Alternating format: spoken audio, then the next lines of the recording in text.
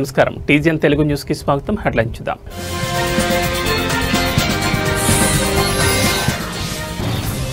తెలంగాణ డ్వాక్రా మహిళలకు good news RTC బస్సుల కొరతను అధిగమించేందుకు కొత్త ప్రణాళిక సిద్ధం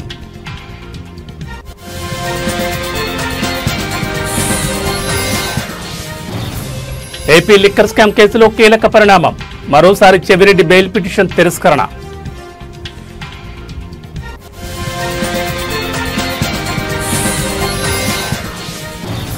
నేపాల్లో రాజకీయ అస్థిరతతో అల్లర్లు జైళ్ల నుంచి 7,000 మంది ఖైదీలు పరార్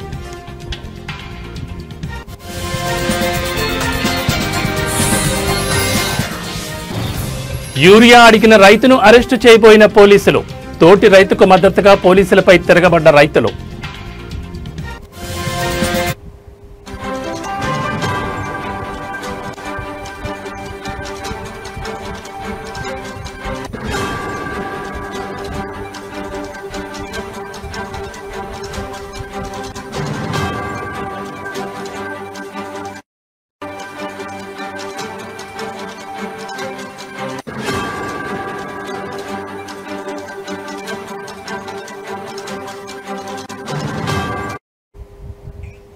బులెటిన్లో బ్రేకింగ్ న్యూస్ చూస్తున్నాం. తెలంగాణ ప్రభుత్వం ఆర్టీసీ బస్సుల కొరతను అధిగమించడానికి అలాగే మహిళా స్వయం సహాయక సంఘాలకు ఆర్థిక స్థిరత్వం కల్పించడానికి ఒక వినూత్న ప్రణాళికను సిద్ధం చేసింది.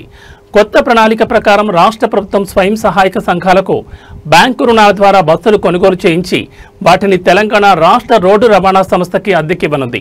ఈ బస్సులను ఆర్టీసీ తమ సర్వీసుల్లో ఉపయోగించుకుంటుంది. ఈ పథకంలో భాగంగా ప్రభుత్వం ప్రతి బస్సు కొనుగోలుకు 30 లక్షల ఆర్థిక సహాయం అందిస్తుంది.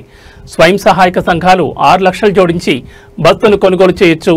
ఈ విధంగా కొనుగోలు చేసిన బస్సులను ఆర్టీసీకి అద్దెకివ్వడం ద్వారా మహిళా సంఘాలకు నెలవారీ స్థిర ఆదాయం లభిస్తుంది.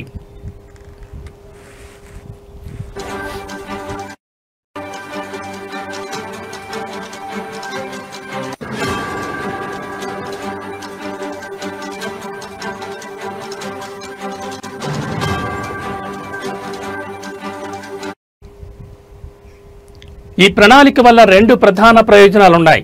మొదటిది మహాలక్ష్మి పథకం వల్ల బస్సులో పెరిగిన రద్దీకి ఇది ఒక పరిష్కారంగా నిలుస్తుంది. ఆర్టీసీకి అదనపు బస్సులు అందుబాటులోకి వస్తాయి. రెండవది స్వయం సహాయక సంఘాలకు ఆర్థిక భరోసా లభిస్తుంది. తద్వారా వారు మరింత ఆర్థికంగా స్వతంత్రులుగా మారగలరు. ఈ పథకం మహిళా సాధికారతకు అలాగే రాష్ట్ర రవాణా వ్యవస్థ మెరుగుదలకు దోహదపడుతుందని అధికారులు భావిస్తున్నారు.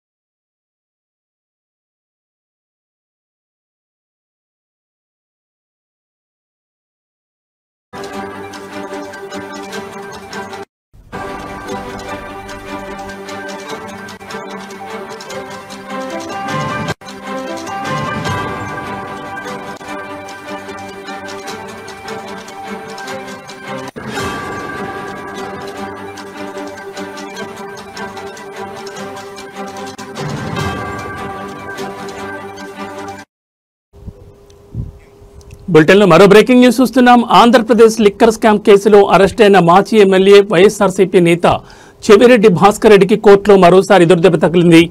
ఆయన దాఖలు చేసిన బెయిల్ పిటిషన్ను విజయవాడ ఏసీబీ ప్రత్యేక కోర్టు నిన్న తిరస్కరించింది. ఈ కేసులో చెవిరెడ్డి పాత్ర కీలకమైందని, బెయిల్ మంజూరు చేస్తే దర్యాప్తుపై ప్రభావం చూపుతుందని ప్రభుత్వ న్యాయవాది వాదనలు వినిపించడంతో కోర్టు ఆ వాదనలను పరిగణలోకి తీసుకుంది. గత వారం ఇరు వర్గాల వాదనలు విన్న న్యాయస్థానం నిన్న సాయంత్రం తుది తీర్పును వెలువరించింది. ప్రాసిక్యూషన్ వాదనలను పరిశీలించిన న్యాయాధికారి భాస్కర్ రావు ఈ దశలో బెయిల్ మంజూరు చేయడం దర్యాప్తుపై ప్రభావం చూపుతుందని అభిప్రాయపడ్డారు.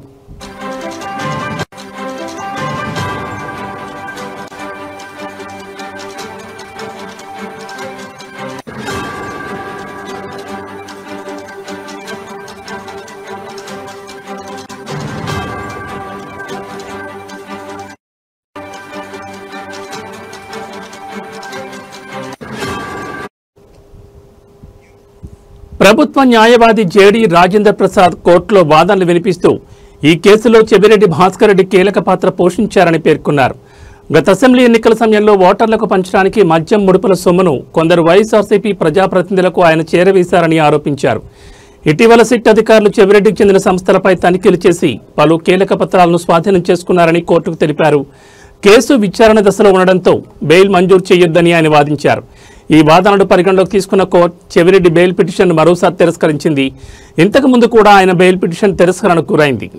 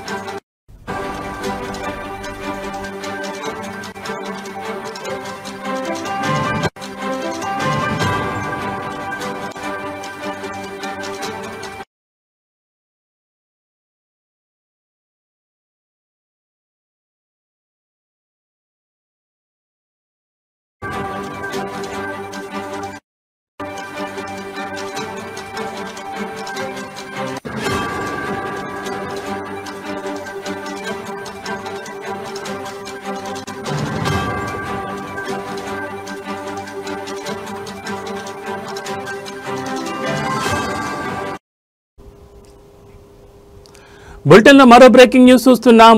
నాణ్యమైన భోజనం అందించడంలో అధికారుల నిర్లక్ష్యం మరోసారి బయటపడింది. ఆదిలాబాద్ జిల్లా నార్నూరు మండల కేంద్రంలోని కస్తూర్బా గాంధీ బాలికల విద్యాలయంలో విద్యార్థులకు వడ్డించిన అల్పాహారంలో పురుగులు రావడంతో తీవ్ర కలకలం రేగింది. దీంతో ఆగ్రహించిన విద్యార్థులు పాఠశాల ఎదుట ఆందోళన దిగారు. విద్యార్థులకు అల్పాహారం కింద పులిహార వడ్డించారు. అయితే అన్నం ప్లేట్లలో పురుగులు కనిపించడంతో విద్యార్థులు షాకు గురయ్యారు. ఆ భోజనాన్ని తినేందుకు నిరాకరించి తరగతి గదులకు వెళ్లిపోయారు. విషయం తెలుసుకున్న పాఠశాల సిబ్బంది వెంటనే ప్రత్యామ్నాయంగా ఉప్మా తయారు చేయించారు. అయితే విద్యార్థులను మరోసారి షాకు గురిచేస్తూ ఆ ఉప్మాలోనూ పురుగులు కనిపించాయి.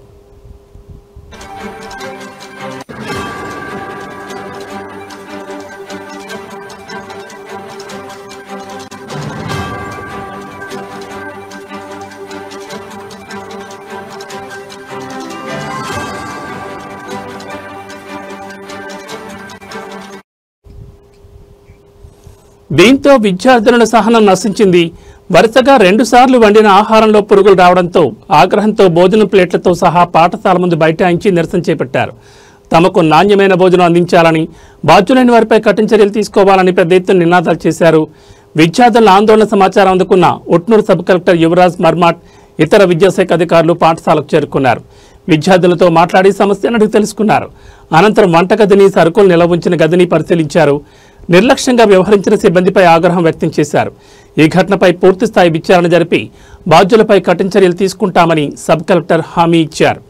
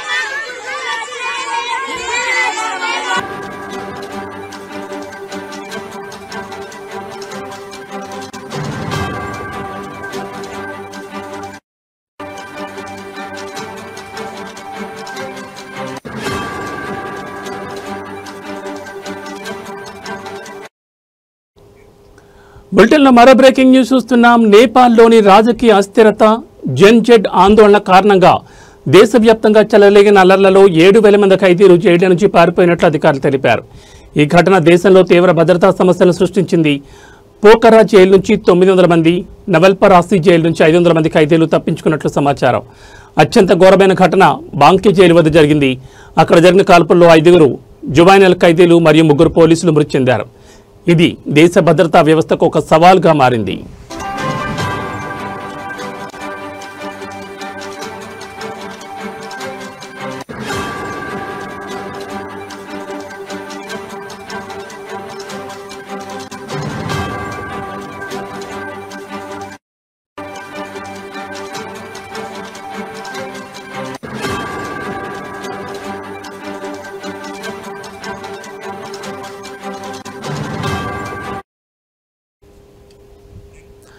పారిపోయిన ఖైదీలలో కొందరు భారత సరిహద్దుల వైపు వెళుతున్నారనే అనుమానంతో భద్రతా దళాలు అప్రమత్తమయ్యాయి.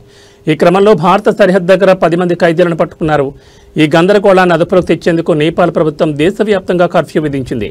మిగిలిన జైళ్లను రక్షించడానికి నేపాల్ ఆర్మీని రంగంలోకి దించి పారిపోయిన ఖైదీల కోసం గాలింపు చర్యలు ముమ్మరం చేసింది.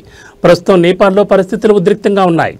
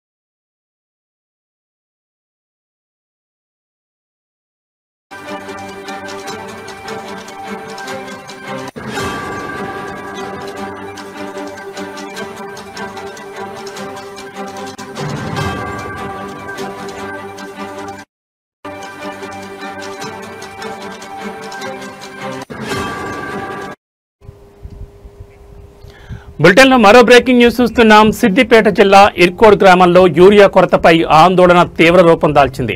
యూరియా కావాలని అడిగిన ఒక రైతును అరెస్ట్ చేయడానికి ప్రయత్నించగా తోటి రైతులు పోలీసులపై తిరగబడడంతో ఉద్రిక్తత నెలకొంది. జిల్లాలోని ఇర్కోడ్ గ్రామంలో రైతులు యూరియా కొరతతో తీవ్ర ఇబ్బందులు పడుతున్నారు. ఈ సమస్యపై ప్రభుత్వాన్ని నిలదీసిన ఒక రైతును పోలీసులు అరెస్ట్ చేయడానికి ప్రయత్నించారు. ఇది గమనించిన మిగతా రైతులు తమ తోటి రైతుకు మద్దతుగా ముందుకొచ్చారు. వారు పోలీసులను చుట్టుముట్టి అరెస్ట్ను అడ్డుకున్నారు. దీంతో పరిస్థితి ఉద్రిక్తంగా మారింది.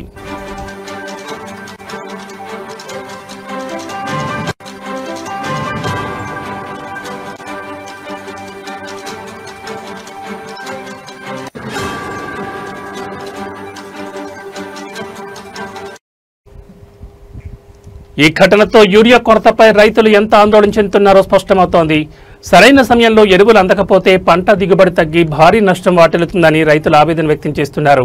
ఈ సమస్యపై ప్రభుత్వం తక్షణమే స్పందించి రైతులకు యూరియాను అందుబాటులోకి తీసుకురావాలని డిమాండ్ చేస్తున్నారు. లేకపోతే ఆందోళనలు మరింత ఉధృతమయ్యే అవకాశం ఉందని హెచ్చరిస్తున్నారు.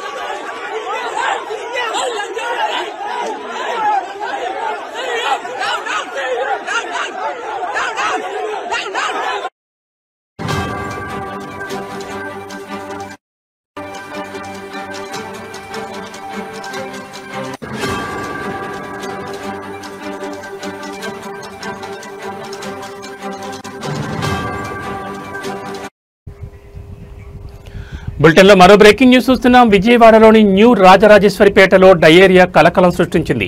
2 రోజుల నుంచి వాంతులు విరేచనాలతో ప్రజలు తీవ్ర అనారోగ్యానికి గురవుతున్నారు. ఈ ఘటనలో నాగమణి అనే మహిళ మృతి చెందగా మరో 22 మంది ఆసుపత్రి పాలయ్యారు. ప్రభుత్వ ఆసుపత్రికి 16 మందిని తరలించగా మరో 6 సమీపంలోని ప్రాథమిక ఆరోగ్య కేంద్రంలో చికిత్స పొందుతున్నారు. ఈ అస్వస్థత కలుషితమైన మంచినీరే కారణమని స్థానికులు ఆరోపిస్తున్నారు. బాధితులు గత 2 రోజుల నుంచి వాంతులు విరేచనాలతో బాధపడుతున్నామని చెబుతున్నారు. ఈ ఘటనతో స్థానికుల్లో ఆందోళన నెలకొంది.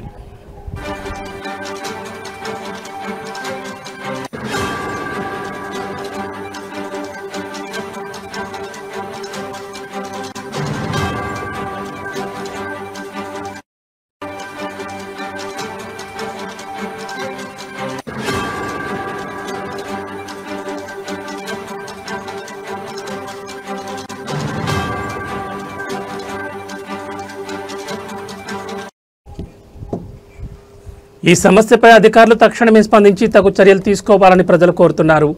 నీటి నమూనాలను పరీక్షించి కాలుష్యానికి గల కారణాలను తెలుసుకోవాలని, భవిష్యత్తులో ఇలాంటి ఘటనలు జరగకుండా చూడాలని డిమాండ్ చేస్తున్నారు.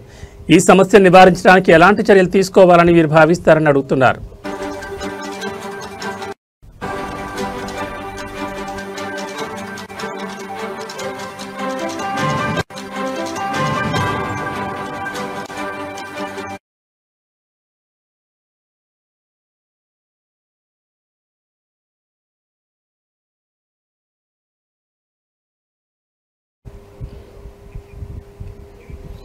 యువత విలువైన జీవితాన్ని పాడు చేసుకోవద్దని, గంజాయికి బానిసై భవిష్యత్తును అంధకారంలోకి పోనీయొద్దని కాజీపేట ఏసీపీ పింగిలి ప్రశాంత్ రెడ్డి తెలిపారు. కాజీపేట ఏసీపీ పరిధిలోని కమలాపూర్ పోలీస్ స్టేషన్లో ఏర్పాటు చేసిన మీడియా సమావేశంలో ఆయన మాట్లాడుతూ, గంజాయికి బానిసైన యువకుల కుటుంబాలు విషాదాలు అలుముకుంటున్నాయని, దయచేసి యువత గంజాయి జోలికి వెళ్లొద్దని సూచించారు. అనుమానిత వ్యక్తుల అనవసరం మెసేజ్లను టచ్ చేయొద్దని, సైబర్ నేరగాళ్ల పట్ల జాగ్రత్తగా ఉండాలన్నారు. మద్యం సేవించి వాహనాలు నడపొద్దని, ఇటీవల ప్రమాదాలు ఎక్కువగా మద్యం మత్తులో వాహనాలు నడపడంతోనే జరుగుతున్నాయని గుర్తు చేశారు. ఈ కార్యక్రమంలో సీఐ హరికృష్ణ, ఎంఆర్ఓ సురేష్ బాబు, ఎస్ఐలు వీరభద్రం, మధు పాల్గొన్నారు. ఈరోజు సంయుక్తంగా ఒక విలేకరుల సమావేశం ఏర్పాటు చేయడం జరిగింది. ఈ సందర్భంగా ప్రజలందరికీ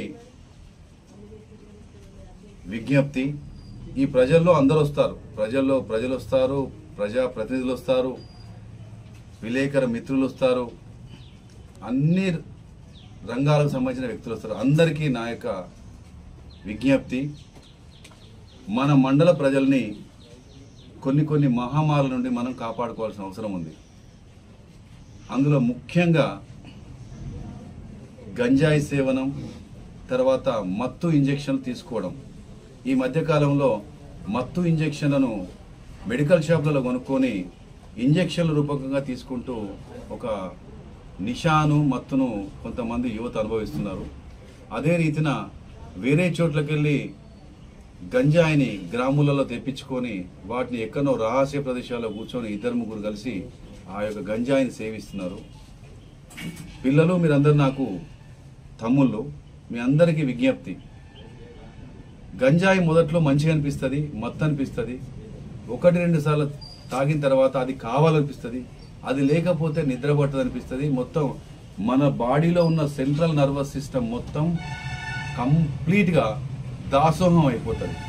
మీ యవ్వనం, మీ యొక్క యూత్ఫుల్ డేసు, మీ యొక్క బ్రైట్ టైం మొత్తం ఒక గంజాయి సేవనం అనే దాంట్లో పడిపోయి పూర్తిగా మీ యొక్క జీవితం నాశనం అయిపోతుంది. మీ జీవితమే కాకుండా, మీ ఆరోగ్యమే కాకుండా, మీ కుటుంబం మొత్తం సర్వనాశనం అయిపోతుంది. ఎందుకంటే మీరు మత్తులో ఉంటారు, మీ మత్తులో ఉన్న మిమ్మల్ని చూస్తూ మీ అమ్మ నాన్న సైలెంట్గా ఏడుస్తుంటారు, మీ అక్కా చెల్లెలు చెప్పుకోలేకపోతుంటారు. ఒకవేళ మీరు పెళ్లి చేసుకుంటే మీ భార్యా పిల్లలు బజార్న పడతారు. దయచేసి ఇట్స్ మై పర్సనల్ రిక్వెస్ట్, తమ్ముళ్ళైనా మిమ్మల్ని అందరూ నేను రిక్వెస్ట్ చేసుకుంటున్నా, ప్లీజ్ ఆ గంజాయి అనే దానికి దూరం ఉండండి. ఆ గంజాయి ఎవడన్నా సప్లై చేస్తే కాస్త ఇన్ఫర్మేషన్ ఇవ్వండి. మీరు ఏ నంబర్ ఫోన్ చేసినా మంచిదే, మేము పట్టుకుంటాం. కాస్త ఒకటి దీంట్లో పట్టుదలతో ఉండండి, కొంచెం ధైర్యంగా ఉండండి, కొంచెం మనోధైర్యాన్ని చూపించండి, కొంచెం ఆత్మవిశ్వాసంతో ఉండండి. ఈ ఒక్క విషయంలో మాత్రం 100% బలంగా ఉండాలని, మానసికంగా బలంగా ఉండాలని కోరుకుంటున్నాను. అదే రీతిన మండలంలోని ప్రజలందరి విజ్ఞప్తి, మీ దృష్టికి తాగినట్టుగా అనిపించినా, మీ దృష్టికి అనుమానాస్పద స్థితిలో ఎవరైనా ఈ యొక్క గంజాయిని స్మగ్లింగ్ చేస్తారని చెప్పి తెలిసినా, ఎవరన్నా మెడికల్ షాపులలో ఈ యొక్క మత్తు ఇంజెక్షన్లు ఎటువంటి రిజిస్టర్డ్ మెడికల్ ప్రాక్టీషనర్ యొక్క ప్రిస్క్రిప్షన్ లేకుండా ఇస్తున్నట్టు తెలిసినా వారి యొక్క లైసెన్స్ కూడా రద్దు చేయడం కోసం మేము సిఫార్సు చేస్తాం. ఈ విషయంలో మాటిస్తున్నాం. దయచేసి ఈ విషయంలో ప్రజలందరూ గమనించండి. ఎందుకంటే మీరు చూస్తే కొంత సోషల్ మీడియా చూసినా, పేపర్ చూసినా గంజాయి ఎక్కువైపోతే పంజాబ్లో చాలా మంది యువకులు అక్కరకు రాకుండా అయిపోయి క్రైమ్ విపరీతంగా పెరిగింది. ప్లీజ్ ఈ విషయంలో నాకెందుకులే అనుకోకండి. మీకు తెలిసిన ఏ వ్యక్తి దగ్గర ఇటువంటి సమస్య మీ దృష్టికి వచ్చినా కూడా దయచేసి రెస్పాండ్ అయ్యి బాధ్యతాయుతంగా వ్యవహరించాలని కోరుకుంటున్నాను. ఇదే కాకుండా ఇంకొకటి కూడా ఇప్పుడు ఊర్లలో పాకింది. సెల్ ఫోన్ ఉన్న ప్రతి ఒక్కరికి, బ్యాంక్ అకౌంట్ ఉన్న ప్రతి ఒక్కరికి ఎవరో ఫోన్ చేసేసి మీకు ఏదో రకమైన లాభం చేస్తామని చెప్పేసి, ఏదో కట్టుకథలు చెప్పేసి ఫోన్లలోనే మొత్తం మీకు లాభాలనేది విపరీతంగా చూపిస్తూ మీకు ఉద్యోగాలు ఇప్పిస్తామని, పార్ట్ టైం జాబ్లు ఇప్పిస్తామని చెప్పేసి, లేకపోతే మీ మీద కేసులైనాయని చెప్పేసి, మీ పిల్లలు ఎక్కువ చిక్కుకున్నారని చెప్పేసి, మీ యొక్క ఇన్సూరెన్స్ ల్యాప్స్ అయిందని చెప్పేసి, మీ బ్యాంకు ప్రాబ్లం వచ్చిందని చెప్పేసి, మేము ఫలానా బ్యాంకు నుండి మాట్లాడుతున్నాం, మీ ఓటీపీ నెంబర్ చెప్పండి అని చెప్పేసి ఏదో ఒక అక్షరాలు పంపించి దాన్ని నొక్కుమని చెప్పేసి, వాట్సాప్లో రకరకాల పెట్టుబడులు అని చెప్పేసి, బాగా పైసలు వస్తాయని చెప్పేసి, ఇన్వెస్ట్మెంట్స్ అని చెప్పి, షేర్లు అని చెప్పేసి, రకరకాల గుర్తు తెలియని వ్యక్తులు, గుర్తు తెలియని మెసేజ్లు, గుర్తు తెలియని ఆడియో కాల్లు, వీడియో కాల్ చేస్తూ మిమ్మల్ని మోసం చేసే పని చేస్తున్నారు. గుర్తుంచుకోండి, గుర్తు తెలియని ఫోన్ నంబరు, గుర్తు తెలియని వ్యక్తి మీకు సాయం చేస్తాము, మీకు లాభం చేస్తామన్న ప్రతి మాట కూడా బోగసే. మీ మొత్తం పైసలు పోతాయి, మీరు మొత్తం వీధిన పడే ప్రమాదం ఉంది. కాబట్టి అటువంటి ఫోన్ కాల్స్ ఏమొచ్చినా కట్ చేయండి.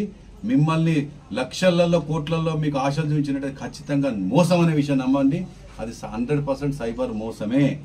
ఎక్కడ కూడా ఫోన్లలో మిమ్మల్ని అరెస్ట్ చేస్తాను, మిమ్మల్ని డిజిటల్ అరెస్ట్ చేస్తాను, మీకు ఇదైతాంది అదైతా అని చెప్పి వృద్ధులకు బెదిరిస్తారు. మీ బిడ్డలు దొరికిండ్రు, మీ కొడుకులు దొరికిండ్రు, మేము పోలీసు, మీ పేరిట ఆధార్ కార్డు దొరికింది, మీది దొరికింది. ఏమొద్దు, మీకు ఇక్కడ పోలీస్ స్టేషన్ అన్నది, మీకు ఉచితంగా 100 నంబర్ కొడితే రెస్పాండ్ చేయడానికి పోలీసులు ఉన్నారు. కాబట్టి ఎట్టి పరిస్థితుల్లో కూడా పరాయి వ్యక్తుల ఫోన్లు, పరాయి వ్యక్తుల మెసేజ్లు, పరాయి వ్యక్తుల యొక్క పలకరింపులకు మాత్రం నమ్మి మోసపోకండి.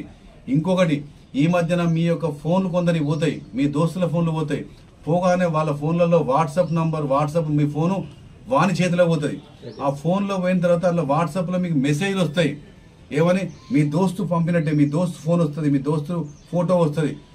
నాకు అర్జెంట్గా పడ్డా, ఇక్కడ యాక్సిడెంట్ అయింది, నాకు అర్జెంట్గా ఒక 10,000 పంపు, 10,000 పంపు, 20,000 రూపాయలు పంపంటారు. అవన్నీ వాళ్ళ ఫోన్ హ్యాక్ అయింది. కాబట్టి మీరు వాళ్ళ ఫోన్ చేస్తే పోదు, వాళ్ళ దోస్తులకు, వాళ్ళ భార్యకో, కొడుకో, తమ్ముడికో ఫోన్ కన్ఫర్మ్ చేసుకోండి.